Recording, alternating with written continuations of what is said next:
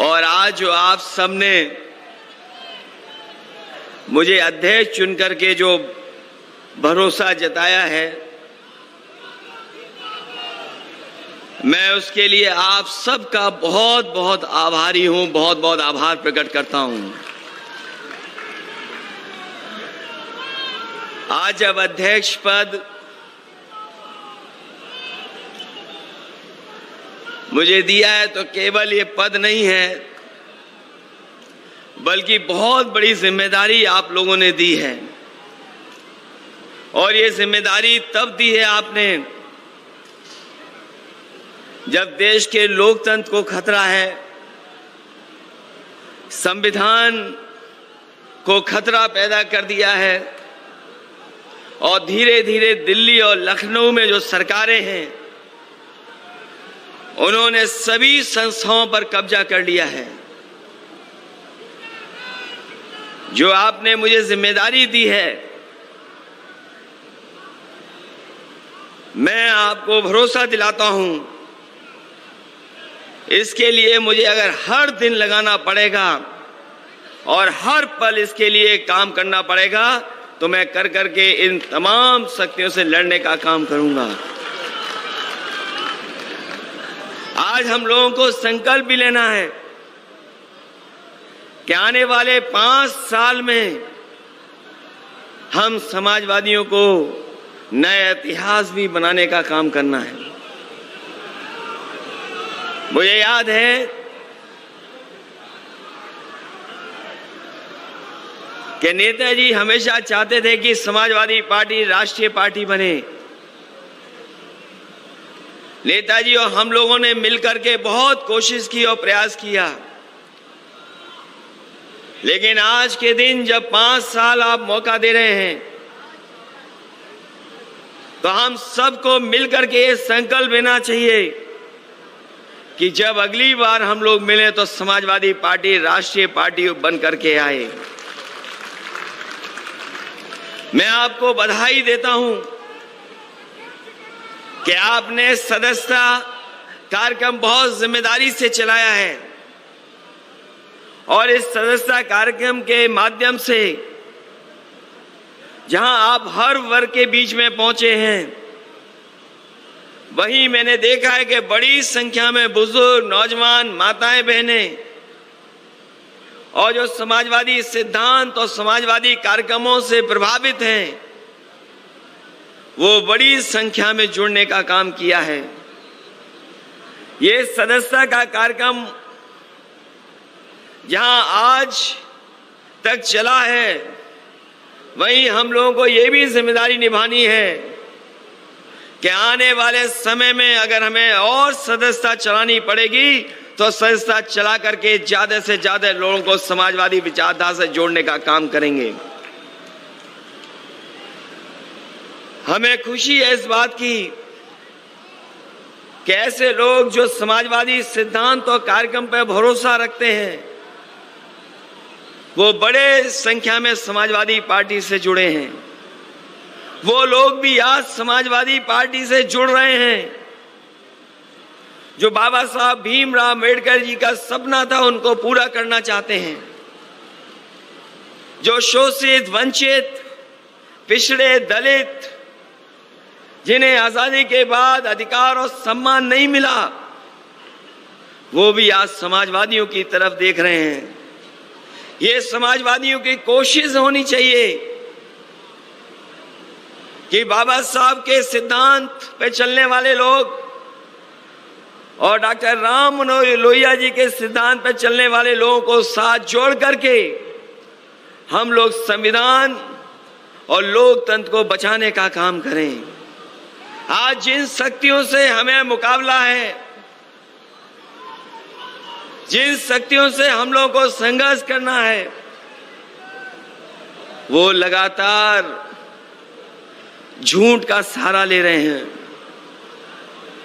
केवल देश के नहीं, दुनिया के इतिहास में इतना झूठ बोलने वाला दल कोई नहीं रहा होगा जो आज दिल्ली की सत्ता में और उत्तर प्रदेश की सत्ता में पहुंच गया है। मैं पूछना चाहता हूं इस सरकार के लोगों से, अभी यह दलित नौजवान जो पढ़ने वाला था, परीक्षा देने आया था, 14 साल का, उसको इतना पीटा कि उसकी जान ले ली। कई दिन उसका इलाज चला, उसके बाद भी जान नहीं बची, उसकी जान चली गई। लेकिन वहां का टीचर फरार है, टीचर को कोई नहीं पकड़ रहा। और टीचर इसलिए फरार है क्योंकि मुख्यमंत्री की जो जाति है वही जाति उस टीचर की है, इसलिए वो फरार है, उसको पुलिस छू नहीं सकती। और अगर इनका खासम खास अधिकारी होगा, बताओ एक आईपीएस फरार है कि नहीं फरार है? अभी तक उसके घर वालों से नहीं पूछताछ हो रही है, उसकी पत्नी को नहीं उठा रहे आप, उनके घर वालों को नहीं उठा रहे आप। अगर समाजवादी लोग होंगे तो उनके घर परिवार तक पुलिस पहुंच जाएगी। ये कौन सा लोकतंत्र है? ये कौन सी व्यवस्था है? अगर समाजवादी लोग झंडा दिखाएंगे, अगर आपको आपके फैसलों का विरोध करेंगे तो आपको बम लगा करके जेल भेज दिया जाएगा। ये है सरकार।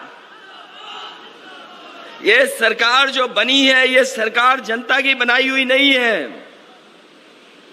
आज भी जब आप सदस्यता करने गए होंगे, जनता के बीच में गए होंगे, तो आपने महसूस किया होगा कि जनता को भी भरोसा नहीं कि सरकार कैसे बन गई। ये सरकार आपकी छीनी है इन्होंने। ये सरकार समाजवादियों की बन गई थी उत्तर प्रदेश में। जिस तरह का जन समर्थन और आपने मेहनत की थी, सरकार आपकी थी, लेकिन सरकार आपकी छीनने का काम अगर किसी ने किया है तो पूरी की पूरी मशीनरी लग करके आपकी सरकार छीन ली।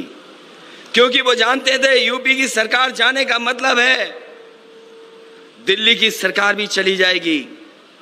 इसलिए उन्होंने सब कुछ किया, जो जो कर सकते थे वो किया उन्होंने।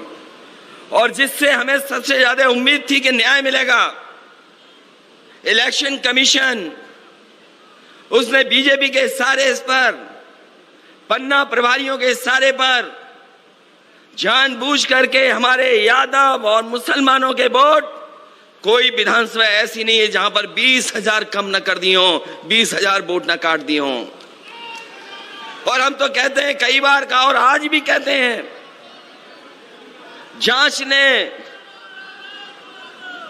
जांच करके देख लें तो आज भी 20-20 हजार वोट हमारे वहां से उड़ा दिए गए। कईयों के नाम काट दिए गए, कईयों को इस बूथ से दूसरे बूथ पे पहुंचा दिया, एक परिवार के सदस्य को यहां पहुंचाया, दूसरे को वहां पहुंचाया। ये भारतीय जनता पार्टी का स्ट्रेटेजी का पार्ट था।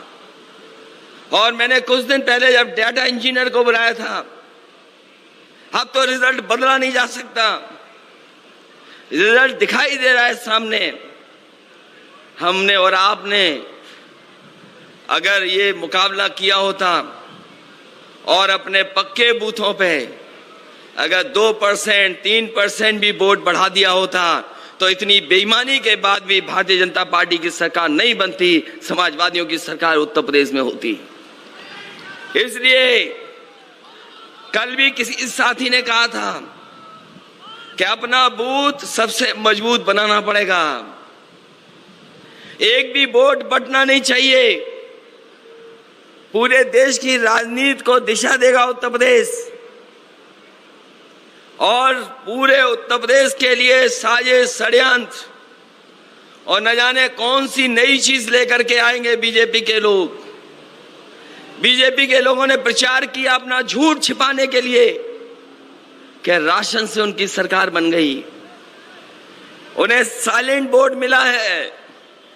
साइलेंट वोट हमारी माताओं बहनों के लिए कहते हैं। इसलिए हम समाजवादी साथियों से अपील करेंगे कि ज्यादा से ज्यादा माताओं बहनों के बीच में जाएं। और सरकार ने जो नाकाम हुई है, क्योंकि आज सबसे ज्यादा घटनाएं किसी पर हो रही है तो हमारी माता बहनों पर।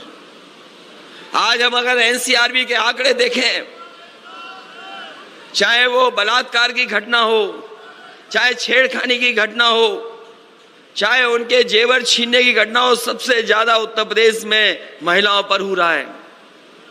वहीं दलित और पिछड़ों पे भी सबसे ज्यादा अन्याय है। जेलों में अगर आंकड़े निकलवाओगे तो सबसे ज्यादा पिछड़े और दलित आप पाओगे, और किसी के ऊपर अन्याय नहीं हो रहा। उन्हीं को जेल में ठूस दे रहे हैं, इलाज मिल नहीं रहा है। जो सुविधाएं दी गई थी वो सुविधाएं भी खत्म कर दी गई हैं। जिस डबल इंजन की सरकार को बजट डबल करना चाहिए था, आज सरकारी अस्पतालों में इलाज नहीं है। ये कितने भी वादे कर दें, कितने भी मेडिकल कॉलेज खोल दें, इन्होंने इलाज नहीं देना है, क्योंकि अंदर ही अंदर ये प्राइवेट लोगों से मिले हुए हैं। जिस तरीके से रेलवे की जमीनें बेच दी, हवाई अड्डे बेच दिए, सरकारी जो संस्थाएं थी जो लाभ पहुंचाती थी वो बेच दिए, ये अंदर ही अंदर प्राइवेट लोगों से भी साठगांठ किए हुए हैं कि सरकारी व्यवस्था फेल हो जाएगी तो लोग मजबूरी में प्राइवेट में जाकर के इलाज कराएंगे। उन्हीं संस्थाओं को आगे बढ़ाने की साजिश है इनकी।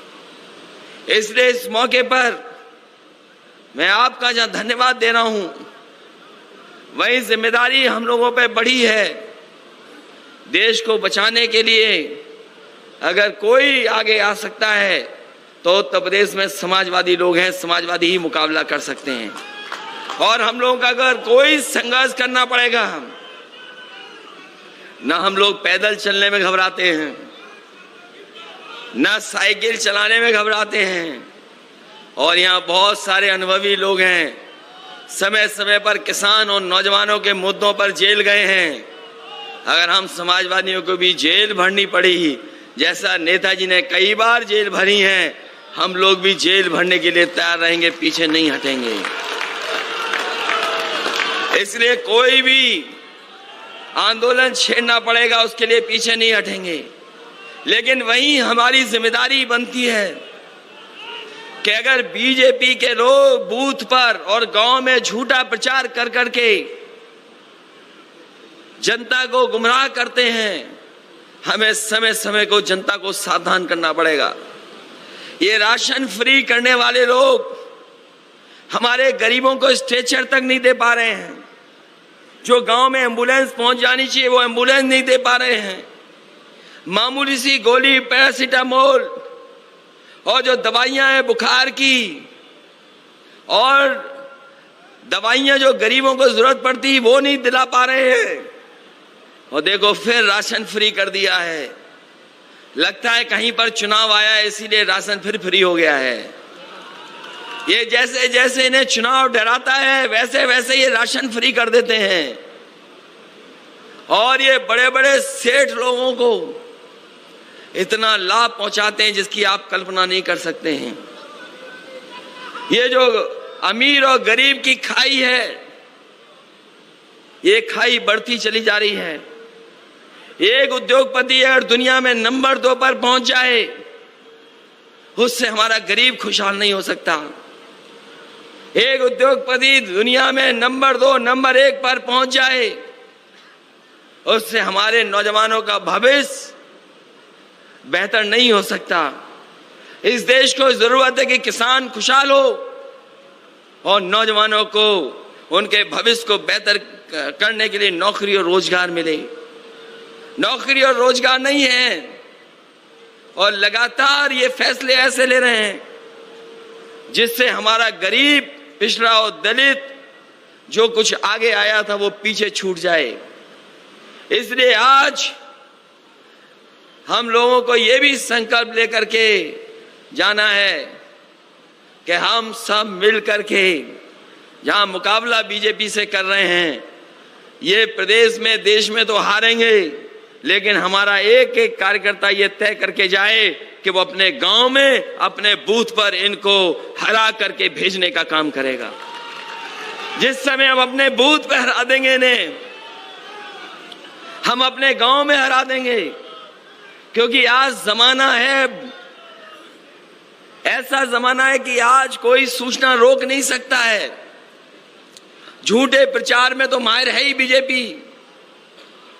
जहां तरह तरह के नशे, वही आजकल इंटरनेट वाला भी नशा है जो बीजेपी ने पा लिया है। बीजेपी अपने गुप्त लोगों के माध्यम से, छिपे हुए लोगों के माध्यम से, वो कभी हमारे बीच के ही बन करके हमारे आपके खिलाफ साजिश करते हैं सोशल मीडिया के प्लेटफॉर्म पर। जितना साथ हमारे प्रेस के लोगों को हमारा देना चाहिए उतना नहीं दे पा रहे हैं, क्योंकि उनके सामने भी मजबूरियां हैं। अभी आपने देखा होगा, और आंकड़े अगर उत्तर प्रदेश के निकालोगे आप, जिस भी पत्रकार साथी ने अगर सच्चाई सामने लाने का काम किया है, उस पर झूठे मुकदमे लगा दिए हैं, जेल भेज दिया गया है।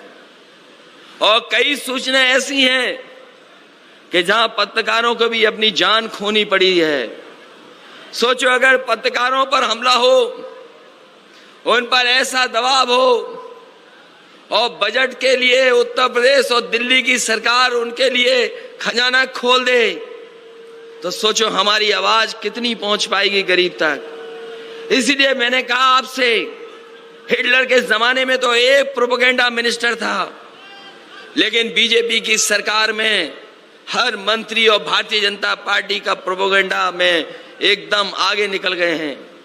इसलिए जमीन पर जहां मुकाबला करना है, कोई आपका साथ नहीं देगा, इसलिए आपको एक दूसरे का साथ देना पड़ेगा। ये जो संस्थाओं पे बैठे लोग हैं, वो आपका साथ तभी देंगे जब देखेंगे कि आप ताकतवर हैं जमीन पर। और अगर जमीन पर कोई भी ताकतवर है आज, तो हमारे समाजवादी साथी हैं, उसका कोई मुकाबला नहीं कर सकता।